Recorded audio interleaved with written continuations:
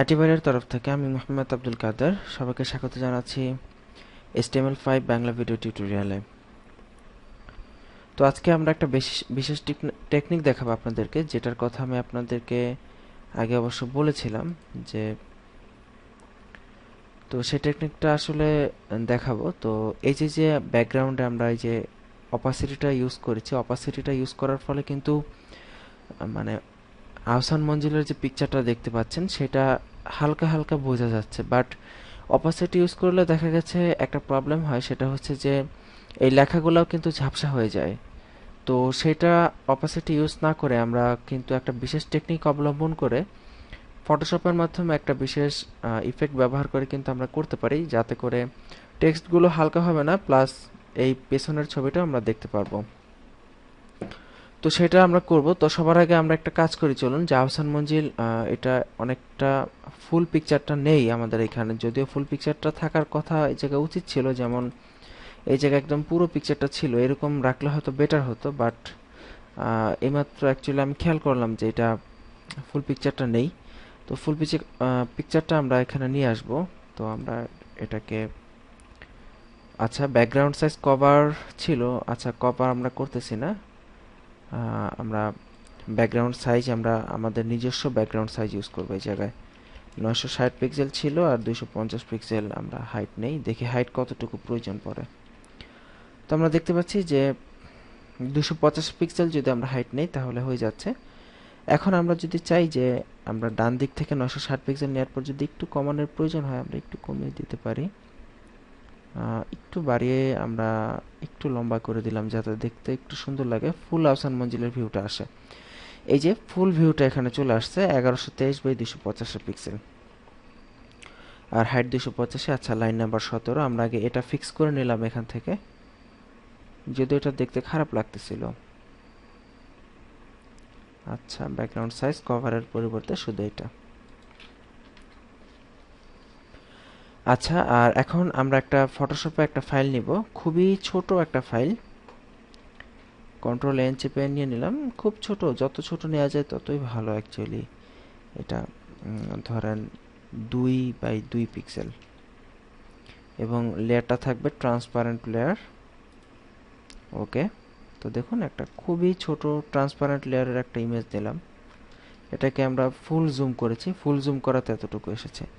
তো এটাকে কন্ট্রোল এ চেপে আমরা ফুলটাকে সিলেক্ট করলাম, এবং বাম পাশ থেকে আমরা কালো রংটাকে এখানে চিনিয়ে দিলাম, কালো রং।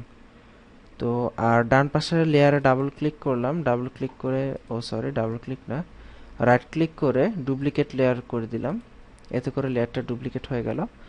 এখন আমরা কিবোর্ড থেকে অল্টার চেপে ধরে ব্যাক স্পেস চাপ দিব, অল্টার চেপে ধরে ব্যাক স্পেস চাপ দিলে এটা কালো রং দিয়ে ফিল আপ হয়ে যাবে, এবং ফিল আপ হওয়ার পর আমরা এইখান থেকে অপাসিটিটা কমিয়ে ধরেন 70% বা একটু বেশি বা 71% করে দিলাম। এখন আমরা এই ইমেজটা আমরা আমাদের নির্দিষ্ট ফোল্ডার লোকেশনে আমরা সেভ করে দেব।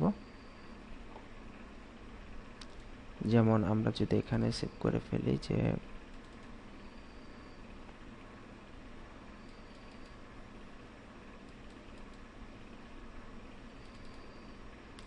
যেমন আমরা এখানে মেনু বিজি, এবং এটা অবশ্যই পিএনজি ফরম্যাটে সেভ করবেন আপনারা, PNG menu busy dot PNG.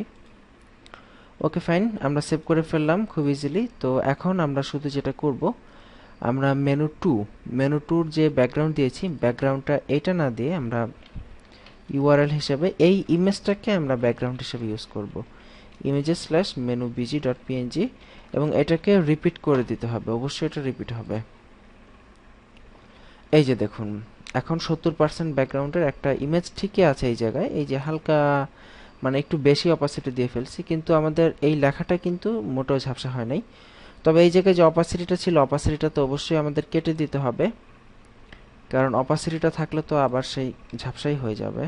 আচ্ছা, এই যে দেখুন এখন কিন্তু বোঝা যাচ্ছে, এখন কিন্তু আমাদের লেখাটা মোটেও হালকা হয় নাই, এবং এই ডান পাশে যে সার্চ বক্স ছিল সেটাও কিন্তু মোটেও হালকা হয় না। এখান থেকে আমরা সার্চ বক্সের উইডথটা কমিয়ে দিয়ে হাইটটা কমিয়ে দিয়েছিলাম, কমাতে একটু খারাপ লাগতেছে, আমরা হাইটটা একটু বাড়িয়েই দিই।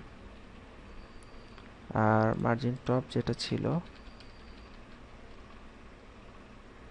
আচ্ছা, -10 আর হাইটটা দিলাম 41, লাইন নাম্বার 30, হাইটটা 41 পিক্সেল আর মার্জিন টপটা -10 পিক্সেল।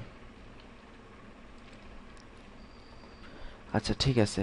এই যে তাহলে এই সিস্টেমটা আপনি দেখতে পারলেন যে এই ক্ষেত্রে আপনি অপাসিটি দিলে তো আসলে আপনার লেখাগুলো সহ ঝাপসা হয়ে যাবে, বাট আপনি যদি এই ইফেক্টটা এই জায়গায় দেন তাহলে দেখা গেছে যে লেখাটা ঝাপসা হবে না, বা আপনি শুধু এটা ব্যবহার করতে পারবেন এইভাবে। তো আশা করি এটা আপনারা বুঝে গেছেন কিভাবে করবেন। ফটোশপের মাধ্যমে একটা পিএনজি লেয়ার নিয়ে আপনি সেটাকে কালো রং দ্বারা ফিল আপ করবেন এবং পরবর্তীতে এই যে এখান থেকে অপাসিটিটা আপনার ইচ্ছা মতো আপনি কমিয়ে বাড়িয়ে অ্যাডজাস্ট করে নেবেন। তো এটাই আসলে একটা টেকনিকটা আপনার যে কোনো জায়গায়, আপনি যে কোনো ক্ষেত্রে, যে কোনো প্লেসে আপনি চাইলে ব্যবহার করে ফেলতে পারেন টেকনিক। তো যাই হোক, আশা করি ব্যাকগ্রাউন্ডের টেকনিকটা আপনি বুঝতে পেরেছেন যে কিভাবে করবেন। তো আসলে ফটোশপে তৈরি করে নিতে হবে এটা আপনাকে। তো এই যে এই ছোট্ট একটা জিনিস দেখানোর জন্যই মূলত আজকের এই পার্টটা। আশা করি বুঝে গেছেন। কোনো সমস্যা থাকলে আমাদের জানাবেন। তো আগামী পর্বের আমন্ত্রণ রইল। আজকের মতো এখানে বিদায় নিচ্ছি। ভালো থাকবেন। আল্লাহ হাফেজ।